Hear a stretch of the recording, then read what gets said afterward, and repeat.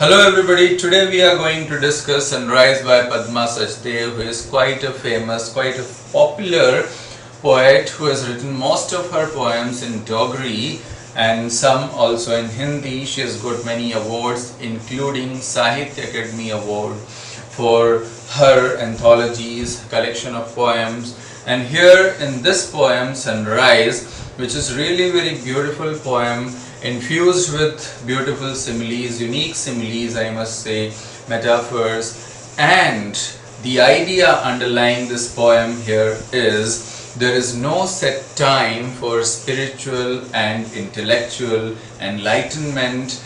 This can be begun, it means learning or education can be begun any time, and the time you begin, that is the proper time for that, and the children must be loved, they must be cared, they must be treated in a very loving manner.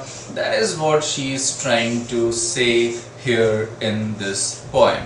Now let's see how she has conveyed this idea in a very beautiful and simple manner here in this poem. So it begins in this way: the sun was descending like a cataract in the eye of the sky. So like a cataract, I must say here the poet has used simile. Like a cataract. So it's very simple and clear that the poet has used simile in this line. The sun was descending like a cataract in the eye of the sky.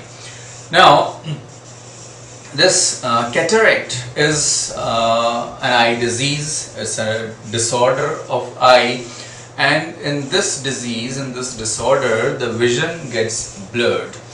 That is what happens to a person who has cataract. So why she has used this kind of comparison? The sun was descending like a cataract in the eye of the sky. So just as when a person suffers from cataract, has blurred vision, unclear and opaque vision, same way, in a very similar way, the sky, the vision of the sky was blurred. That is, there were clouds in the sky, and because of those clouds the sun was hiding. It was not shining in its full brightness. That shine and the brightness was not properly visible because of the clouds scattering in the sky. So that's why this comparison has been made by the poet. And descending in the sky, the sun was descending. That means we can say it's not early morning time as the sun was coming down. So it means it was afternoon time. That's what we can assume, we can logically infer from this line. Now he's saying the rain was constantly splashing against the sky, washing it. It means it was raining, continuously raining, incessant rain, unceasing and non-stopping rain, and the rain had actually splashed the whole sky. It was splashing continuously, showering against the sky, washing it, and so that it began to look drenched and forlorn. So what happened, that just as one who is all wet, who is all drenched, who is all soaked in rain, so how does the person appear? Here the sky appeared just the same. The sky looked all soaked in rain, all wet, all drenched in rain, and forlorn, that is melancholy, sad. The sky appeared all sad. The appearance, as it was raining continuously, the sky was overcast with clouds. So the appearance was all sad, all melancholy, all, as it's written here, forlorn, just as a person who is drenched in rain, who is all soaked in rain appears. In the same way, the sky appeared just like that. So it is to show the miserable appearance of the sky, the pitiable appearance of the sky when it was overcast by clouds. So that's how the poet explains this thing. And it was thundering in anger. So as if we can say the sky has been personified here by the poet, and so to show that the comparison or the way it has been presented here is that it thundered, it was thundering in anger. The line showing this is, and it was thundering in anger. So only a living being, personification means when a non-living thing or an abstract idea is treated as if it has some body and form, as if it has some humanly qualities, then it is called personification. So here the sky is thundering in anger. It's expressing its anger as if the sky has some qualities of a living being. So that's what the poet telling us and expressing the idea in a very beautiful manner here, that when the clouds actually covered the sky and the rain was incessantly pouring down, so the sky got very angry and it thundered, it roared in anger, showing that the upset mood and that troubled mood, that disturbed mood. The sky thundered in anger. And now what? So the sun seizing the opportunity. So the sun got time at this when it happened. So the sun seizing the opportunity pushed the clouds away and crept out. So it was a chance for the sun to come out. So what happened, that when the sky thundered, when the thundering happened, the sun seizing the opportunity, it means took this chance, took this opportunity, and what the sun did, pushed the clouds away and crept out. So here even the sun has been personified. We can say that even the sun, this was a simile, right? The sun has been personified, right? The sky has also been personified, right? So how in a very beautiful manner the poet is expressing her idea about the spiritual enlightenment and intellectual enlightenment. So here some more specific sentences will appear to convey this idea in a very emphatic manner. So let's see how she has done it here. That like a schoolboy. So the sun seizing the opportunity, the sun when saw that yes, the sky is thundering, that expressing its anger, so sun also took this chance, came, pushed the clouds away, and what? Crept out. Now sun was out of the clouds. Like a schoolboy, quickly entering and cowering at the back of the class. What? To evade attention of the angry school master. So again, it's an example of simile. We can say that like a schoolboy. So it's an example of simile. The sun is being compared to a schoolboy here.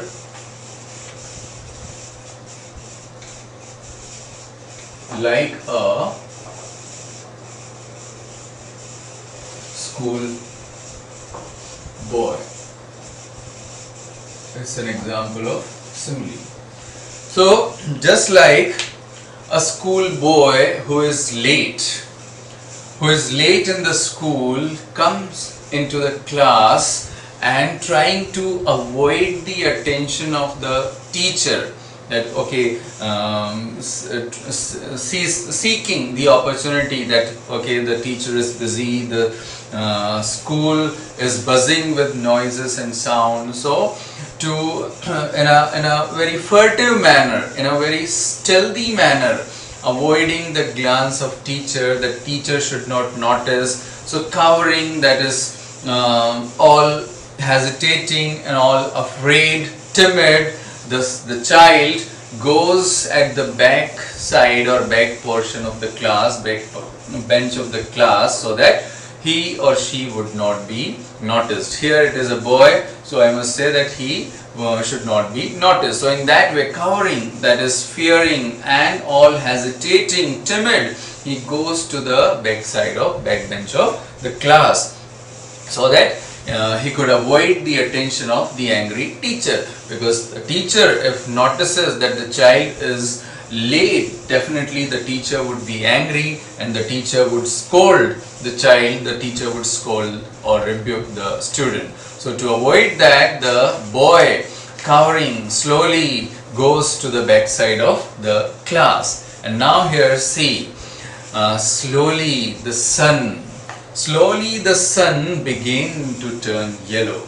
Now when the boy notices that okay, the teacher hasn't noticed him, when the boy feels that the teacher hasn't noticed him, he starts coming to normalcy, start gaining normalcy, the fear is all gone and confidence returns. So this is what happens, and that's why, and that's the idea she is trying to convey here through the schoolboy, that slowly the pale sun began to turn yellow. So the sun that was hiding behind the clouds as have come out. So now the shine is returning, the pale sun, the sun who had lost its brightness and that splendor, now that splendor and that brightness returns, and the pale sun begins to turn yellow.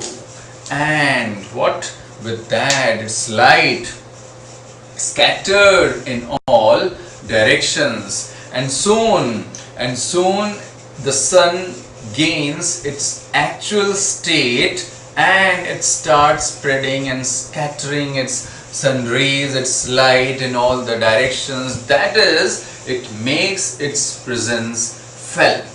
The sun makes its presence felt, that the sun is now out of clouds, the bright sun rays scatter all around, it shines all brightly, it shines all, we can say, in that yellowish, golden yellowish color and full brightness. Now here the state has been compared with the schoolboy who finds that the sir or the teacher hasn't noticed him, gains confidence again and now mingles with the children in full confidence, in full, all relieved from the tension, worries. So that is how she is conveying the idea here. Now what, seeing the light, the schoolmaster asks, but then the teacher notices that yes, someone has entered. The teacher notices the boy hasn't been there for long. The boy has recently come. The teacher notices the presence of the boy, and noticing the presence of the child, the teacher asks. The teacher asks what? That, where have you been all this while? The teacher asks the student that where have you been all this while? And what? That, was your slate not clean, or did you not get enough to eat? So these are some common problems that the children, small kids, they generally complain that the work was not done, the slate was not clean, or the homework they didn't complete or something like that. And what, they didn't get enough to eat. That means they were held back at the home for breakfast or to eat properly. So that's why they got late. So the teacher knowing the excuses, knowing the things, teacher asked the student that where have you been, that why are you late? Why are you late today? Where have you been? That your slate, was that not clean? It means, was your homework not done? Did you complete your homework? Or you didn't eat properly and that's why you were held back at home to have your breakfast or your meal. What is the reason? In an angry manner, teacher asks the student. And then what happens? By now the sun was shining in all its splendor. But now what? The sun, the dimness, the dullness was all gone, the fattedness was all gone, that was which was there because of the clouds. Now that was all gone and the sun was now shining in its full splendor. The sun was shining all bright. So what? It answered proudly. It answered proudly, what is the point of getting annoyed? There is no set time for the sun to rise. Whenever it rises, that is sunrise. So here the sun now answers all proudly that why are you getting annoyed? Why are you getting angry? There is no point of getting angry. It's no use. See, there is no set time for sunrise because it is called sunrise. It means the sunrise is whenever the sun rises. So whenever the sun rises, whenever the sun comes out, that moment is called sunrise. So you don't have the power to ask the sun that why the sun didn't rise or why the sun was late in rising.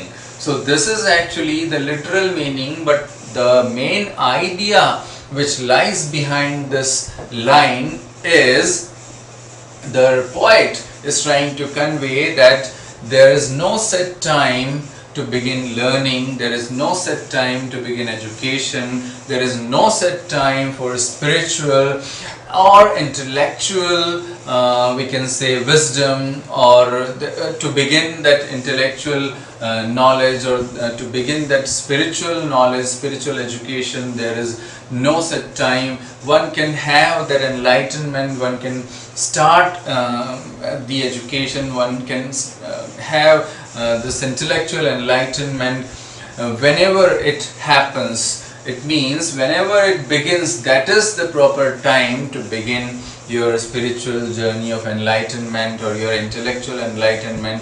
The moment you begin, that is the right time. Otherwise, you cannot mark a set time that okay, at the age of this or that a child should begin. So, and you should treat the children in a loving manner. You should love them and you should treat them in a very affectionate manner. You should not be angry with these kids, these children, and we should allow them to study the way they want. There should not be any, say, compulsion or any restriction for these kids who want to learn, who want to be educated. So this is what she is trying to say here in these lines, that whenever it rises, that is sunrise. That means you can't compel, just as you can't compel the sun to rise at a particular moment daily.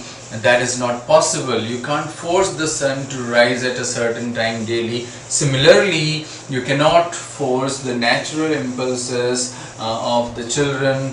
Whenever the journey begins, whenever they start learning, whenever they start getting educated, that is the right time for them to learn and be educated. So you don't have to decide about them. Just treat them lovingly, just treat them affectionately and teach them whatever you can, and that is how we can do our best for these children. So a very beautiful poem, I must say, that a unique comparison the poet has made here to convey her idea, and this poem has been translated by Dr. Karan Singh in this very beautiful manner, which brings out the exact idea, the original idea before we readers. So a big thanks to Dr. Karan Singh as well, who has brought this idea in its original form, keeping it intact, not say harming the originality of the poem. So for such kind of poems, more such poems and explanations and critical analysis, be tuned, keep watching. Till then, thank you and bye bye.